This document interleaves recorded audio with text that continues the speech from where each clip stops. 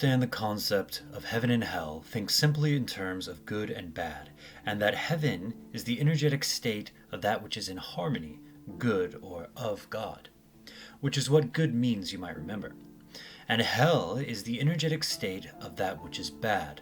For example, it is quite common that when a person is overtaken by a negative state, such as anger or depression, it leads them to actual negative results in the physical plane.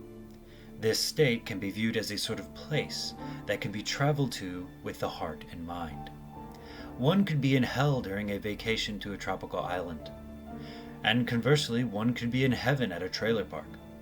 Simply put, one state of mind can take them to either place. However, these places, heaven and hell, are not simply states of mind. They are actual vibrational frequencies that exist in this world. And they are places, not in a physical sense, but in that they are traveled to with emotion and thought. And they tend to repeat certain themes in your life while you are visiting. Now, if you remember the previous video on the 7 base archetypes of man, you'll remember that these archetypes go from heaven to hell in their nature, of either being harmonious and with the good in heaven, or disharmonious and bad, being in the place of hell. Now within these archetypes is the superpolarity of masculine to feminine, or the polarity of balanced to polarized. We know that in men and women this superpolarity manifests as men generally having a more centralized soul in one balanced point or seed, whereas women have a spread soul more like that of the beauty of nature. This is how the superpolarity works in individual people. In the archetypal space, across large groups of people, it works in terms of quantity. For example, on the Triad of Light, there are more warriors, who are the feminine polarized counterpart to the king archetype. However, it's important to think of the archetype itself as being feminine to the king, and to imagine the archetype as a giant spirit running through multiple people. So, the warrior is generally farther from the center of all things, meaning its seed is less powerful than that of the king.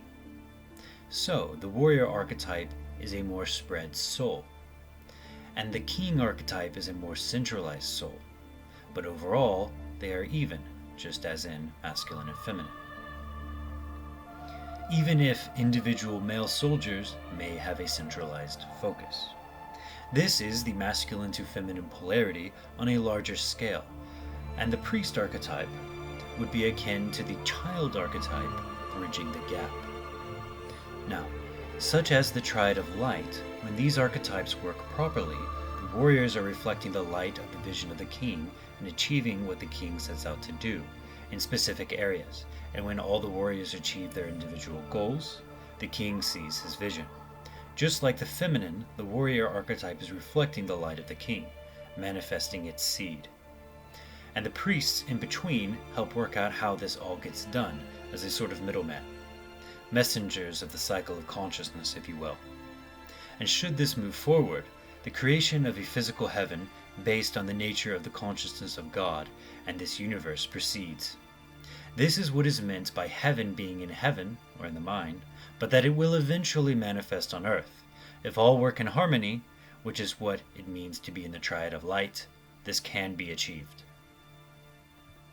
However, as we know, there is a dark triad of the inverted opposite types to those of light.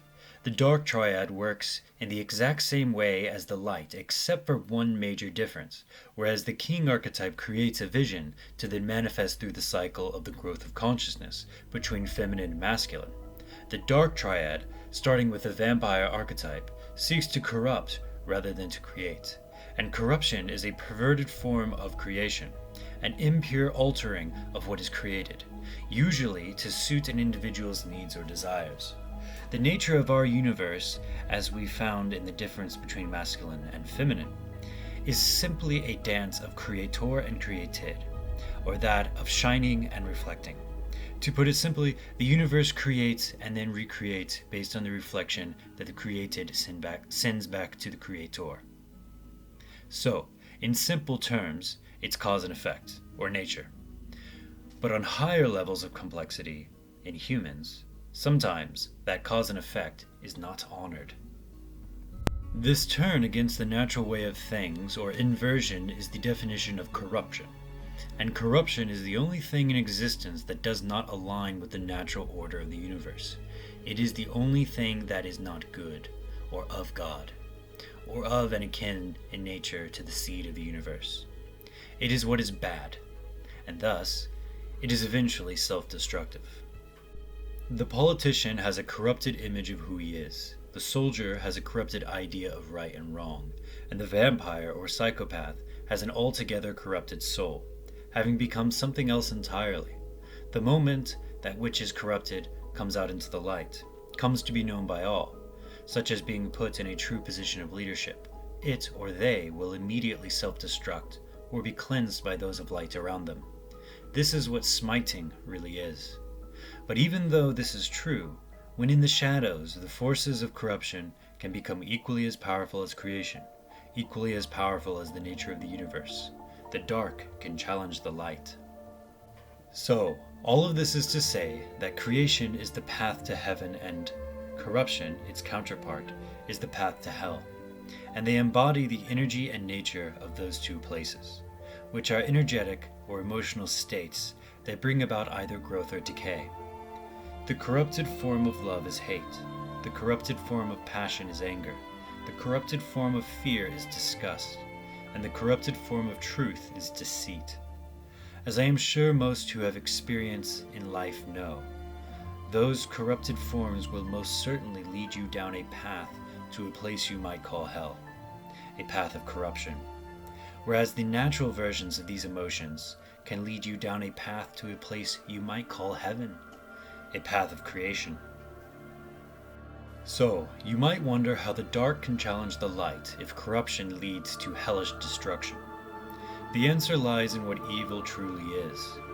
We now know what good and bad is, at the most fundamental level. But bad isn't necessarily evil. For example, alcohol corrupts the body, leading somewhat down the path to hell, but drinking it is not necessarily evil. Further, perhaps the integrity of the soul is degraded to such a degree that you decide to corrupt your company's system by stealing funds and fixing the numbers. Or further still, perhaps your soul is so far degraded that you fall into a fit of hellish rage and commit manslaughter upon another.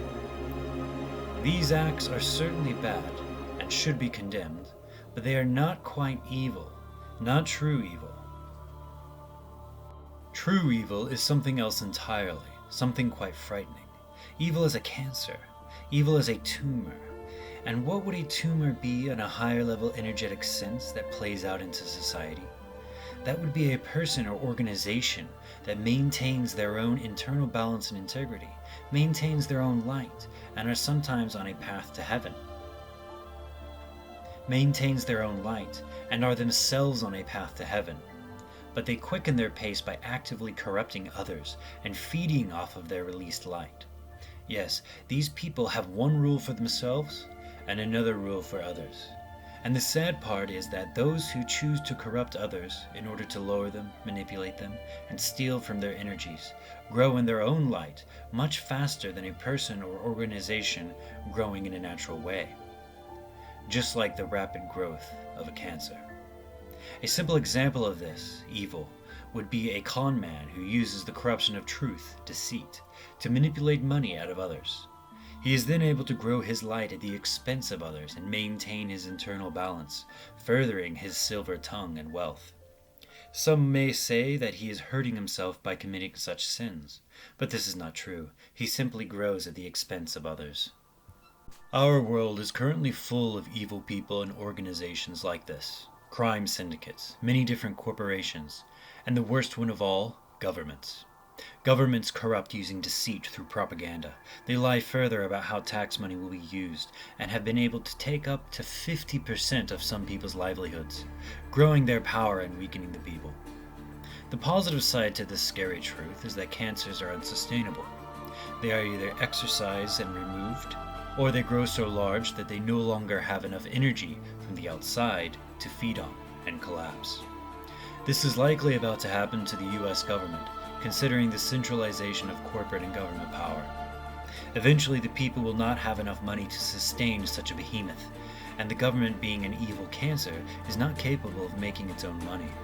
It needs war and taxes to survive, and like all cancers, it is destined to die when the host can no longer support it.